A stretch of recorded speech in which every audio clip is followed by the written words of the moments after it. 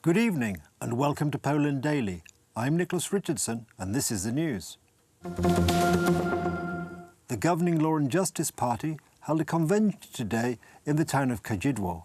The Prime Minister of Poland, Mateusz Morawiecki, and the party leader, Jarosław Kaczyński, both made speeches about the role of Polish farmers from smaller towns. Kaczyński stressed the importance of fighting for Polish interests in the European Union. We want to increase our contribution in the pool shared every 7 years for agriculture. It amounted to 8% when it comes to the past 7 years. 8% of this pool for agriculture. I want to say that we will fight more. We also want to take care about the rural development program. We will fight for Poland to get the most from all of the European countries. And we can make it happen. And I think that my words can be proven by our actions. If you take a look at our social politics, the 5 campaign promises that we made some time ago and the one that has been announced lately, you'll see that great amount of money is going to the Polish countryside. And that's a fact. Rozwoju obszarów wiejskich. Twórcy III Rzeczpospolitej zakładali, że małe, drobne przedsiębiorstwa rolne. Creators of the Third Republic of Poland announced that small rural companies, rural producers and so on will develop just like big corporations, especially those from abroad. And in order to help these small companies to get to the average level, because size matters here, we prepared a regulation. And thanks to this, a small firm will get a premium that amounts to 500,000 zlotys, 500,000 zlotys. They will get this money to develop thanks to the Rural Development Program. This amount of money will help small companies develop and function on this market. 500 000 złotych, 500 000 złotych. Współpraca, wspólnota, budowanie dobrych mutual cooperation, building good relations between a town and the countryside, convincing other people to buy Polish food and creating conditions for Poles living in towns to buy our own products. This is important, and not trying to create a scandal in order to get some fame. And we all know what for. There are many problems, there always are. There are climate problems, globalization of the market, and the game that's ongoing in the European Union. These are the problems and always will be, but thanks to the support of the Law and Justice Party, we'll be able to solve them all. Pewna gra, która się toczy w Unii Europejskiej. The European Coalition, a grouping of opposition parties that have come together to fight next month's elections to the European Parliament, also held a convention today, but in Warsaw. The parties included in the coalition are Civic Platform, the Polish People's Party, the Democratic Left Alliance, the Modern Party and the Greens.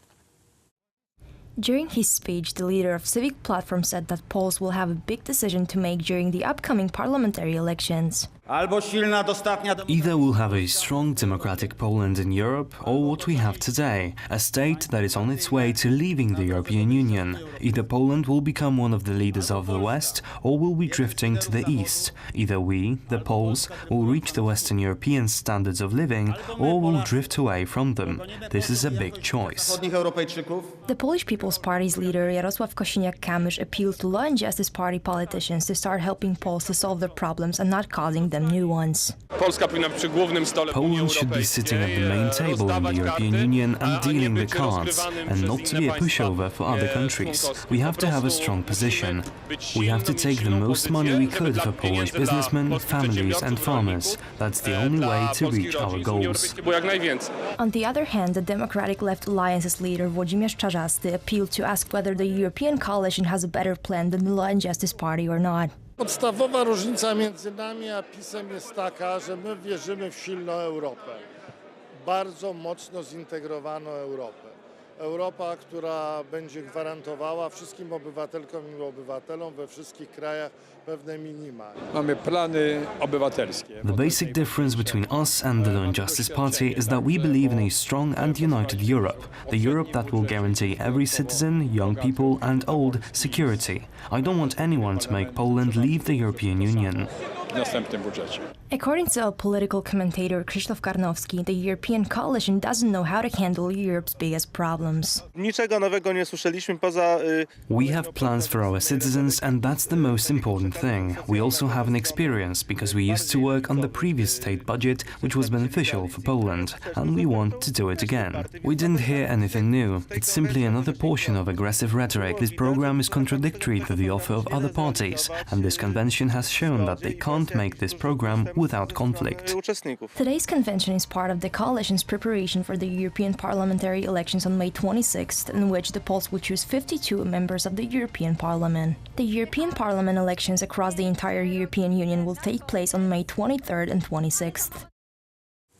Polish businessman Marek Falenta, sentenced to imprisonment in relation to the secret recording of conversations of Polish politicians in a restaurant in 2014, has been detained in Valencia by Spanish police working with the help of Polish officers. He is shortly to be brought to Poland. The Polish police did not disclose the details of the transport arrangements, citing security reasons.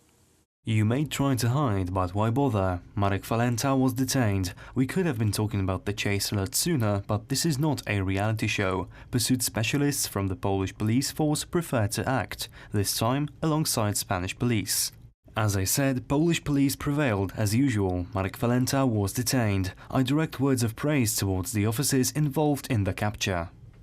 The entire action began when the arrest warrant was filed. Before that, our hands were tied and we couldn't perform any actions, only administrative work with regards to this case. Only after we laid this groundwork could we put our efforts into action. That is also when we extended our full operational resources, and those activities led us to believe from the outset that the detainee might have been hiding abroad. Here is where Marek Falenta was completely surprised, since he made it absolutely certain that he was in hiding and he did not expect he could be found. However, we must remember that the Polish police is a professional force, and as such it did not find it too difficult to apprehend a person who in the beginning did not even believe he could be traced. That is where that threat of taking his own life came about, but we will not go into too much detail at this point. We must remember that in this particular case we are dealing with third-party accomplices. We are analyzing everything step by step, each day, hour by hour, in order to address the fact that the person who is aiding Marek Falenta will have to face justice.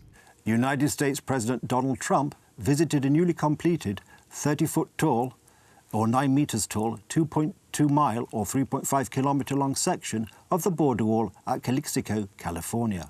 While in the border area, Trump was greeted by border security personnel and held a brief news conference during which he thanked the Mexican president for really helping Mexico by apprehending potential illegal migrants on the Mexican side of the border. In recent days, Mexico has taken a more rigorous approach to interviewing and registering immigrants from Central America, Haiti and Cuba. Previously, the Mexican government handed out humanitarian visas freely to allow people to stay and work legally in Mexico. However, it backed away from the policy after a surge in the numbers of those requesting the documents and amid criticism from Washington. Mexico's been doing a great job. I want to thank the president of Mexico. He's the first one. He's really been doing the job. He's helping Mexico, too. Not only economically, and not only because I won't be forced to shut it down or do the tariffs, but he really is helping Mexico. He's doing a great thing for his country. So I want to thank, through your camera, I want to thank him. A Mexican federal police plane flew dozens of Haitians home. On Friday, the Migration Institute said on Twitter that 57 Cubans had been sent back to Cuba by plane that morning. Last week, more than 60 Cubans were flown home. Meanwhile, 20 states have filed a motion to block Trump's attempt to divert federal funds through declaration of emergency declaration. New York Attorney General Letitia James, a Democrat, said on Friday. The U.S. House of Representatives on Friday also filed a lawsuit challenging Trump's ability to seize the funds, according to House Speaker Nancy Pelosi, also a Democrat. That's it from the news. Thank you for watching. Do stay with us for the weather, business and more programmes. But from me it's have a good night and a better tomorrow.